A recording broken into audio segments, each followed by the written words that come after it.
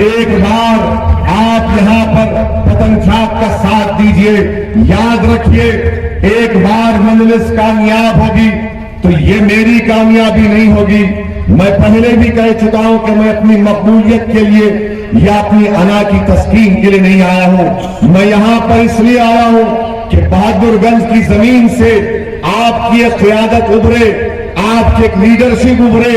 जिस तरह बिहार के यादवों ने अपनी लीडरशिप को तैयार किया, कोई मायूब बात नहीं है, कोई डरने की बात नहीं है कि यहां से आपकी एक क़यादत उभरेगी अंजर नईमी के रूप में, जो 50-60 साल तक आपकी खिदमत करते रहेगी।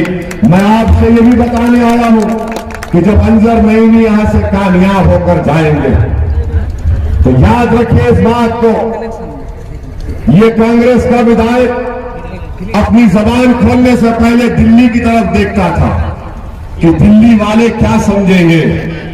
दिल्ली वालों से इजाजत लेना पड़ता था, या फिर वो राजद वाले अपनी जबान खोलने से पहले पूछते थे कि पटना में क्या सोचेंगे।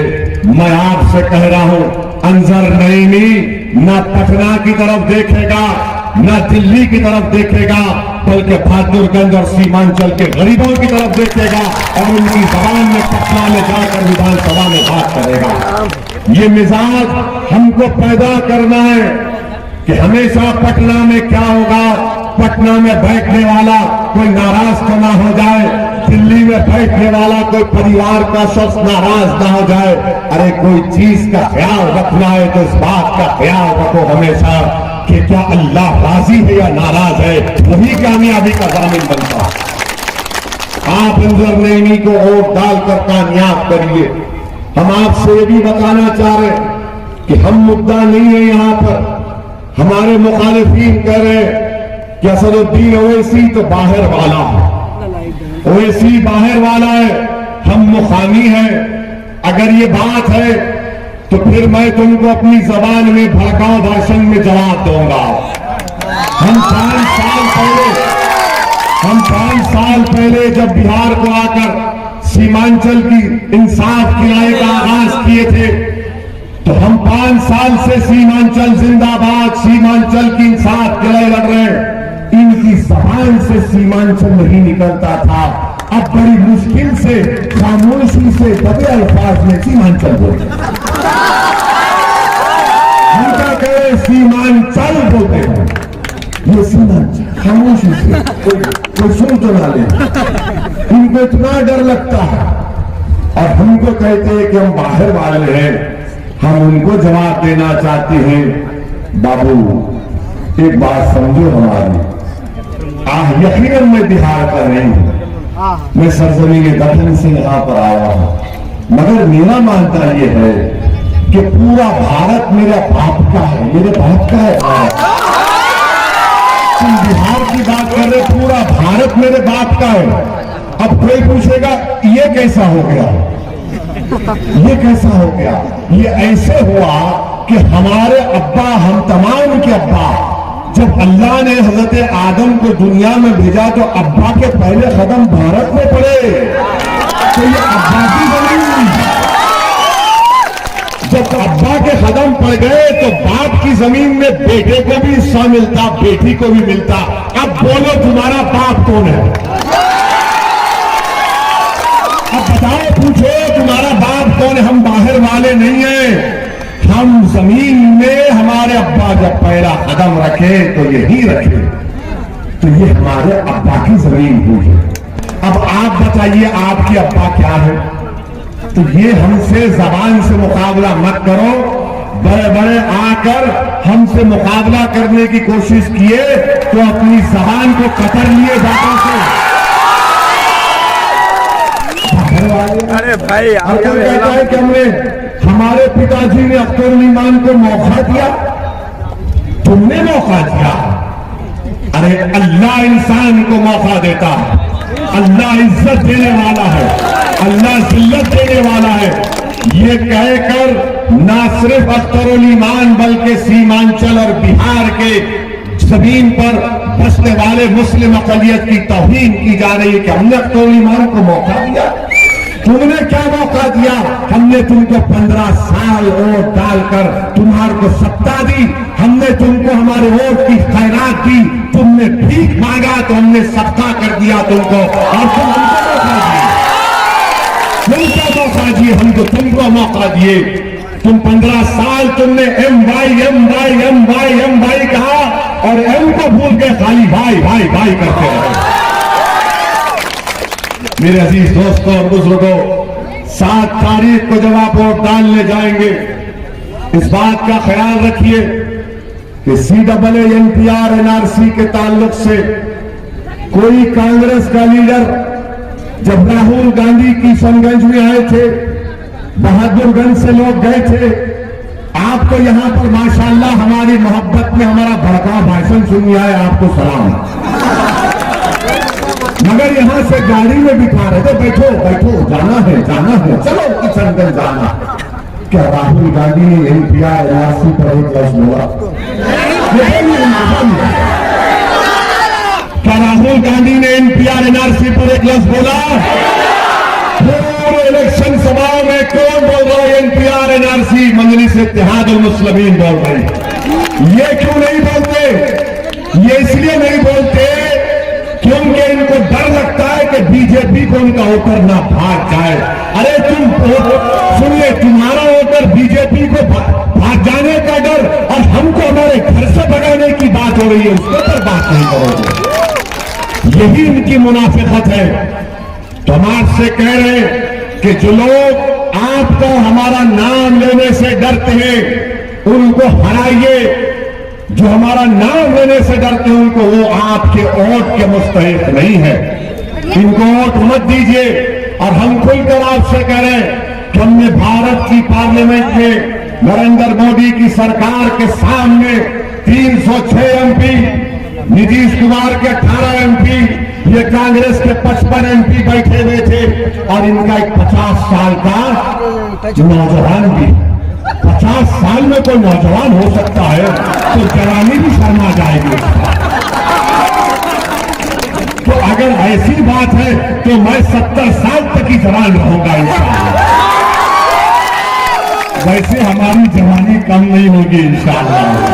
दुनिया बदनाम करती है, ये 2 करते, 3 करते, 4 करते, इतने बच्चे पैदा करते। अरे जवान रहना पड़ता उसके लिए, कोई नहीं कर सकता। ये इल्जाम है, सच नहीं है। हम थोड़ा लतीफा चुटकुला दिए, ऐसा कोई बात नहीं है। हम एक नहीं परेशान, घर की बात बोले, जाना है हैदराबाद बाहर, तो आपको बता रहे हैं कि ये इनका माहौल, ये इनकी सोच बनी हुई है। आप अंदाजा लगाइए कि हमने पार्लियामेंट में जो बिल फाड़ दिया, उसके बाद हमने कहा यह कानून भारत के संविधान के खिलाफ है। तो हमको कांग्रेस के बाद MP आकर बोले कि ओवैसी, तुझे डर नहीं लगता? तूने बीजेपी के सामने बिल को फाड़ दिया। हमने कहा डरना किस बात का? क्या किया उन्होंने? बोले तुमने फाड़ दिया। बोला क्यों? फाड़ना नहीं चाहिए, जो संविधान के खिलाफ है। हमने कहा कि महात्मा गांधी ने सफेद खान हुकूमत साउथ अफ्रीका जिसको कहते वहां पर गलत कानून लाए, तो गांधी जी ने बिल को फाड़ दिया था। बोले तुम महात्मा गांधी की तरह काम किए। मिला फिर जिंदगी भर हम क्या कर, वही तो काम कर रहे, तुम भी आ जाओ हमारे साथ। तो हम आपसे बता रहे हैं कि आपको 7 तारीख को सुबह निकलकर अपने एक वोट का इस्तेमाल अंजर नईमी साहब के हक में करना। NPR NRC बहुत बड़ा मसला, याद रखिए, डराने के लिए नहीं कह रहे, सच कह रहे। जिस दिन अल्लाह के फजलो करम से कोरोना पूरा मुल्क में खत्म हो जाएगा, हम दोबारा एहतजाज शुरू करेंगे NPR NRC के ऊपर। 30 साल से सीमांचल की सरजमीन पर बसने वालों को, किशनगंज बहादुरगंज की जनता को ये बीजेपी RSS वाले घुसपैठी कह रहे। हम पूछना चाहते हैं, जो लोग हमको घुसपैठी कहते हैं, मैं आपकी तकलीफ समझता हूं। मेरी उम्र जब 13-14 साल की थी तो हैदराबाद में हमारे घर के सामने भीड़ जमा होती थी, और भीड़ जमा होकर पुकारती थी कि मुसलमान के दोस्तान कब्रस्तान या पाकिस्तान। हमारे एक मरूम ताया थे, वो दौड़ते थे जब तक ये बुज़दिल भाग जाते थे। हमको तकलीफ होती थी कि हम तो इस मुल्क की, हमको उस पाकिस्तान से क्या लेना देना। मेरे भाई सोचो 7 तारीख को जब तुम वोट डालने जाओगे मेरी माँ और बहनों, तो क्या कोई मोदी को कहता है घुसपैठी, क्या कोई यादव को कहता है घुसपैठी, कोई राहुल गांधी को घुसपैठी कहता है, कोई नीतीश कुमार को घुसपैठी कहता है। आखिर क्यों सीमांचल की जमीन पर बसने वाले मुस्लिम अक़लियतों को शक की निगाहों से क्यों देखा जाता है? ये हमारे तकलीफ की बात है, ये हमारे लिए बेइज्जती की बात है। आपको आज उन तमाम इल्जामात का, झूठे इल्जामात का जवाब देना 7 तारीख को इंशाअल्लाह होगा।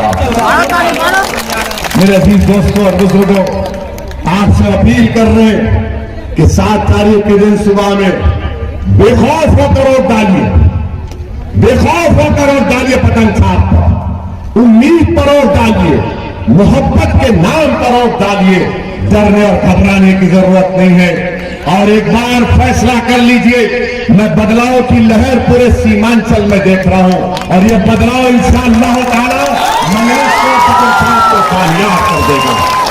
और अगर कोई लोग अभी भी सोच रहे हैं, दिमाग उनका कह रहा है अगर पतंग छाप को वोट दूंगा तो आगे खतरा है, आग है, दरिया है। जो लोग अभी जरा तज़बज़ब के शिकार हैं, मैं उनसे कह रहा हूं कि दिमाग से मत सोचिए, दिल से सोचिए। और दिल कहेगा कि जब प्यार किया तो डरना क्या, जब प्यार किया तो डरना क्या। खुल के बेखौफ होकर और पूरे इत्मीनान और एतमाद के साथ पतंग छाप पर बटन दबाइए और अपने आप को कामयाब करिए। बहादुरगंज की जनता, बहादुरगंज की मेरी माँ और बहनों, बहादुरगंज के मेरे बुजुर्गों, आप उम्मीदवार हैं, अंजर नईमी नहीं है। आप विधायक बनेंगे, अंजर नईमी नहीं बनेगा। ये सोचकर अपने वोट का इस्तेमाल करिए। और यही हम आपसे गुजारिश करने आए हैं और हम आपसे वादा कर रहे हैं कि आप और अल्लाह सुब्हानहू व तआला इंशाअल्लाह अपने फजल करम से अंजर नईमी को आपकी दुआओं से, मोहब्बतों से, वोटों से कामयाब करेगा। तो हम साल में कम से कम 2 मरतबा बहादुरगंज को आएंगे, अंजर नईमी का हाथ पकड़कर पूछेंगे, बताओ अंजर नईमी, तुमने बहादुरगंज की जनता से जो हमने वादे किए थे, तुमने कितने वादों को पूरा किया है? आप इस बात का एतबार रखिए, भरोसा रखिए। ये ऐसा नहीं है कि जीत गए और वो यहां बैठे रहे, हम भूल जाएंगे। नहीं मेरे भाई, हम यहाँ पर एक दिन के लिए नहीं आए हैं। हम यहाँ पर एक विधानसभा या 2 विधानसभा लड़ने नहीं आए हैं। हमारी लड़ाई इंसाफ की लड़ाई है, जो सियासी लड़ाई से ज्यादा है, जो सियासी लड़ाई से अहम है। मगर सियासी लड़ाई इसलिए अहम है कि आपके नुमाइंदे कामयाब होंगे तो इख्तिदार में जाकर, असेंबली में जाकर आपके मसाइल हल करना है। इसीलिए 7 तारीख को अपने एक वोट देकर पतंग छाप पर अपने इत्तेहाद को, अपने सियासी शऊर को और अपनी क़यादत को बनाइए। मैं आपके साथ यही जन बातें कहकर रुखसत होता हूं। मेरे साथ नारा लगाइए, नारे तकबीर, हिंदुस्तान, पतंग छाप, पतंग छाप, अंजर नईमी, अंजर नईमी, बहादुरगंज की जनता, बहादुरगंज की जनता। अस्सलाम वालेकुम। अंजार साहब को पिना देते, आपकी इजाजत है।